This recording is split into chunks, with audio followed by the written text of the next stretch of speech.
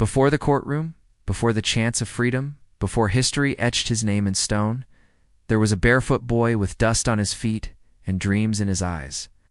A boy who believed that knowledge could open invisible doors.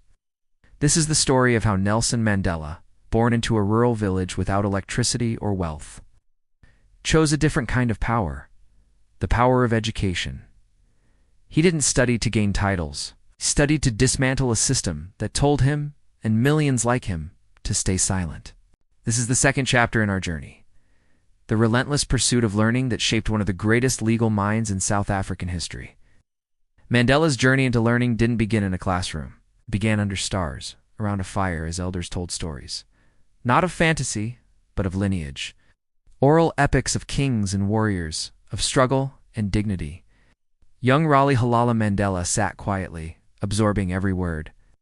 These stories planted a question in him. Who decides the future?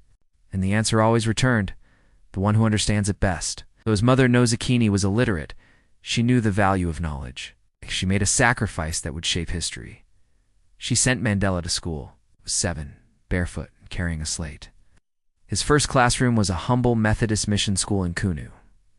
There was no electricity, just the voice of a teacher and the scratch of chalk. That teacher gave him the English name Nelson, part of the British system's practice of renaming African children. He accepted the name, but he never let go of Rolihala, the name given to him at birth, a name that meant troublemaker, or one who pulls the branch of a tree.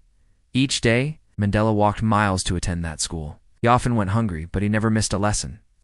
There was something sacred in each word, each lesson, each page.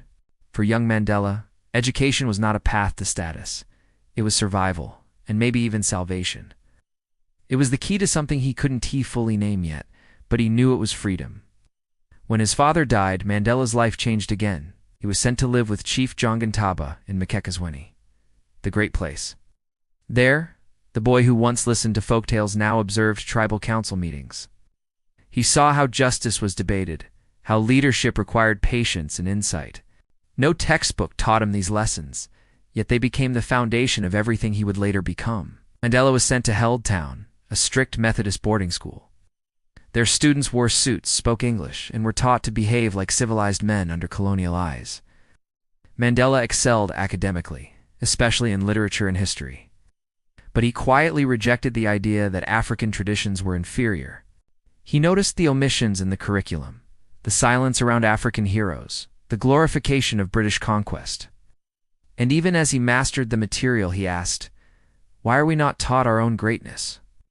He would carry that question with him to Fort Hare, the most prestigious black university in South Africa. It was a symbol of excellence and control. At Fort Hare, Mandela met future leaders, engaged in political debate, and questioned the deep inequities that shaped their world. But when student elections were rigged and the administration ignored protests, Mandela stood his ground. He refused to participate in the farce. For that, he was expelled. Back in Mkekazweni, Chief John Gintaba was furious. He had plans for Mandela, a career, a bride, a traditional future. But Mandela wanted something else. He wanted agency. So one night, without announcement, he left. He packed a small bag and set off for Johannesburg, a city pulsing with industry, injustice, and possibility. The city was overwhelming. The divide between black and white was absolute.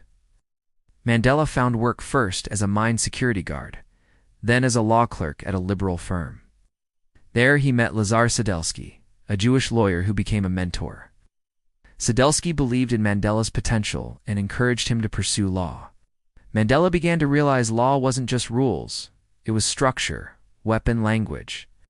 If he could master it, he could speak in the halls of power and demand justice. He enrolled in a correspondence course at the University of South Africa. Every night, in his tiny room in Alexandra Township, he studied by candlelight. Outside, the world was loud. Curfews, police patrols, protest. But inside there was silence and focus. Hunger gnawed at him. His mattress was thin. But his mind grew sharper with every lesson. He was preparing not just for a profession, but for a revolution. Eventually, Mandela joined the University of the Witwatersrand. It was a white-majority university where he was one of the few black students. The racism was blatant. Some professors ridiculed him. Other students ignored him completely. But Mandela didn't retreat. He took notes. He passed exams. He learned to navigate hostility without losing dignity. But perhaps the greatest education he received wasn't from professors. It was from the streets. In the markets, townships, buses, and lines, he saw daily how apartheid crushed people. He began working with the ANC, organizing youth groups, attending secret meetings, and crafting a strategy that blended legal knowledge with political action. In 1952, alongside his friend Oliver Tambo, Mandela opened South Africa's first black law firm. The office was modest, just a couple of desks, stacks of paper, and a lot of hope. Their clients were teachers fired for speaking out, women evicted without warning, and laborers beaten for asking questions. For many, it was the first time they saw justice delivered by someone who looked like them. Even as he gained recognition, Mandela stayed grounded in his purpose, said, "Education is the most powerful weapon which you can use to change the world." And he meant it. When the government banned black students from universities, he encouraged them to study in secret. When he was arrested, he kept studying. Even in prison, he continued to learn, reading law, philosophy, even learning Afrikaans to understand his oppressors. Mandela believed that the mind was the last frontier apartheid could not conquer. So what does this teach us? That education isn't about titles. It's about transformation. It's about courage. It's about daring to understand a world that tries to make you invisible. Sometimes learning means reading with an empty stomach. Sometimes it means being the only one in the room who doesn't belong, and staying anyway. Mandela's story tells us that you don't need wealth to be brilliant. You don't need comfort to grow. You need hunger, purpose, and the refusal to quit, because every chapter you read becomes armor. Every lesson you learn becomes a map. Whether you're learning English, applying for school, or simply trying to believe in yourself, remember Mandela. Remember the boy who walked barefoot to class? The man who read by candlelight? The student who was ignored? The lawyer who defended the silenced? The prisoner who kept learning? The leader who used knowledge to build a nation? He wasn't born into power.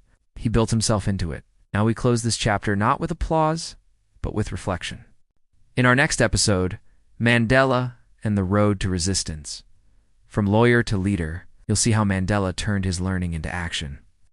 How he moved from defending people in court to organizing mass resistance. How the law student became the most dangerous man in South Africa, not because he held weapons, but because he held ideas. If this story touched you like this video, subscribe to our channel and turn on notifications, because your mind is your power, and your future, just like Mandela's, is worth fighting for. Until the next chapter, stay curious, stay courageous.